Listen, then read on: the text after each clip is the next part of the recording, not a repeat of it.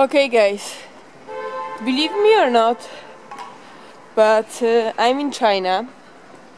Okay, this is probably easy to believe, but I'm just going for a Chinese wedding. Wow. On the way now. That's a bride and groom. We arrived to the hotel. So what are you doing?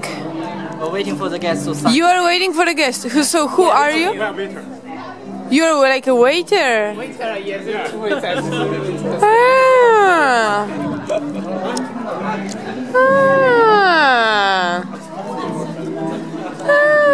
Okay, it's very funny.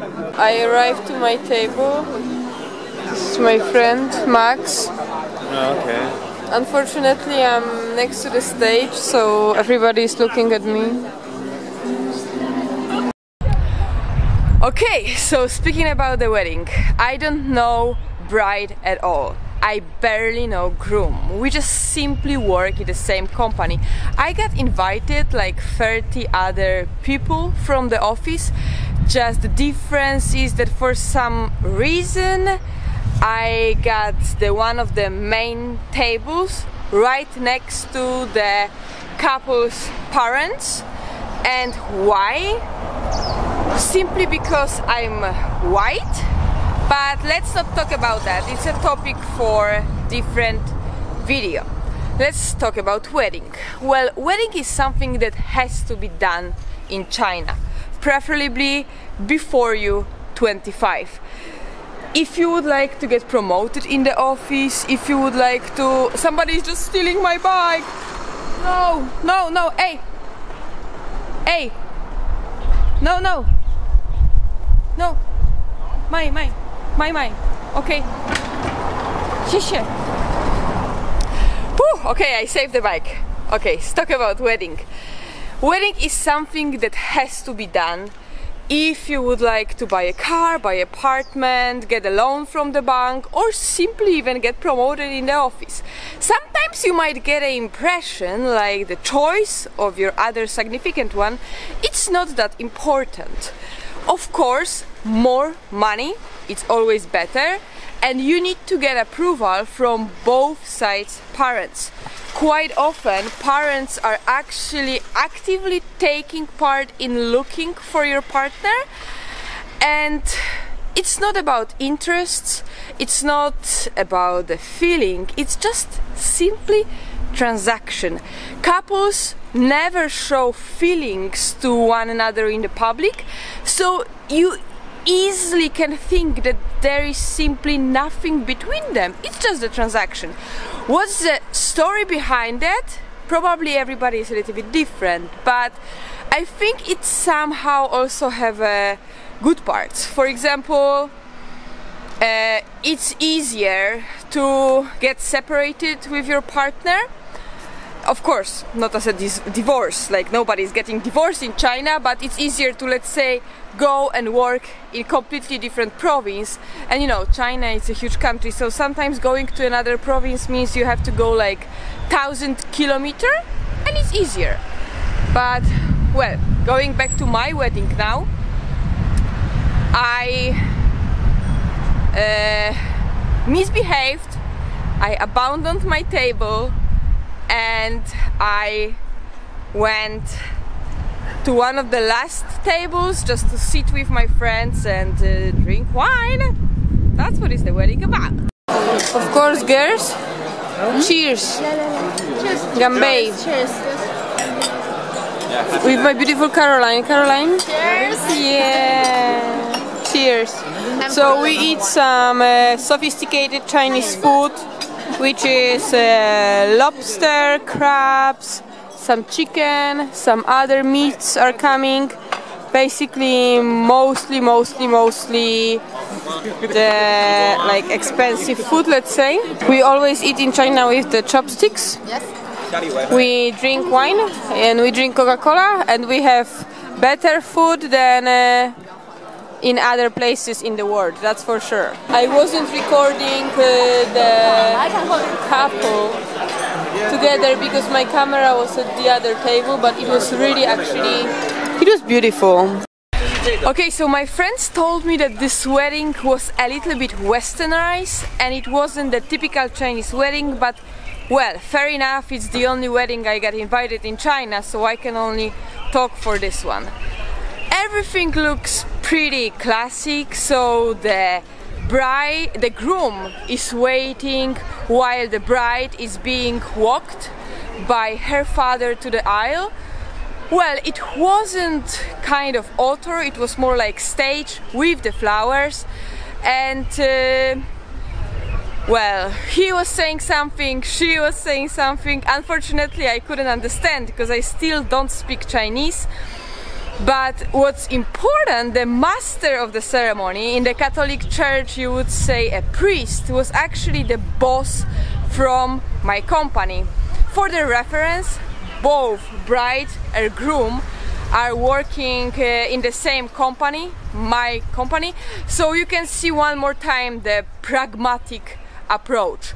During the ceremony we were also watching videos from, let's say, the history of the relation of those two people, plus we were also watching some videos taken the same day beforehand. Obviously there's lots of pictures happening. I think regardless of the location, pictures during the wedding are extremely important.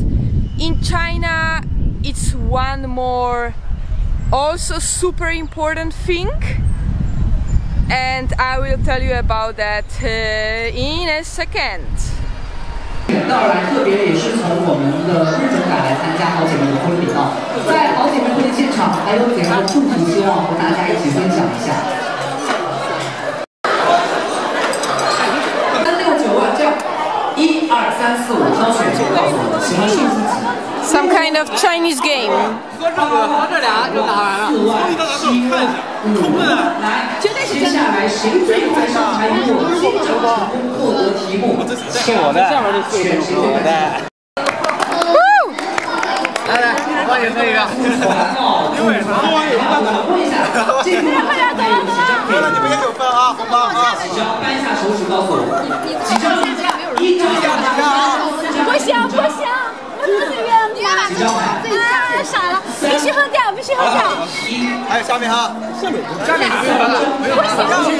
In these red packets, they have money.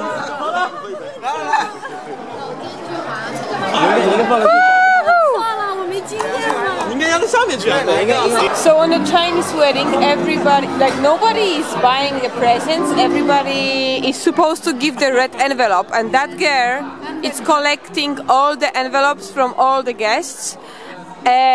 How much money is in each of them? I think at least 500. 500 yuan at least. Look how much money. I mean, Chinese people are very lazy. No presents. They just give money. Every single one just gives money. Did anybody give a present? Yes. Yeah? Yes, xiaoxiang, a wine. Wine. And maybe some special things from different countries. But for Chinese, only red envelope is popular. Remember? Okay, thank you. What they gonna do with this money? Pay for the meal today. And maybe something. He needs to pay back to us. Yeah, I know. That was pretty funny, but well, anyway. Red pockets, red envelope. In Chinese, they are called hongbao. You can basically give them for any kind of happy occasion. Birthday, graduation, very important during the Chinese New Year, and of course, wedding. As you could see, they were also involved during the drinking game. So it's easily the most important thing during the wedding. What's also worth mentioning, you as a guest, you might also get some money. How? Well, there is a social media. Let's say it's a Chinese Facebook and it's called WeChat. It more looks like WhatsApp. You could say it's the biggest social media platform, but at this moment it's pretty much the only one. And there is a wedding WeChat group, so the red envelopes are being sent to these groups. And you might get a bigger or smaller sums of money. By the way, it looks pretty funny and weird when you see all of the wedding guests or birthday guests just staring at the smartphones and getting excited as kids because they want some money. Anyway, it's a little bit weird, but that's China. One big mess, kids everywhere running. I don't know what is happening. That like maybe 20% of the people is participating in the entertainment, but all the entertainment is kind of for kids, so I don't know why. Maybe other 20% is like involved in drinking, because we can see here the brighter groom. That's a brighter groom, and they are just going from table to table, making toast, and then well, the rest is just checking the mobile phones, I guess, or yeah, just checking the mobile phones. That's what they are doing. I know, it's crazy. It's 8:20. 90% of the guests already left. There is no dancing, no singing, no taking pictures. I mean, basically you just come, eat, and go back. I mean, people could dance, but like Chinese people, they don't like dancing. Nobody's dancing. And it's end, it's over. That's it. Wow, 2 hours, that's it, bye-bye. To be honest, waste of money. Nobody is dancing, nobody is having fun, so I'm playing with those kids.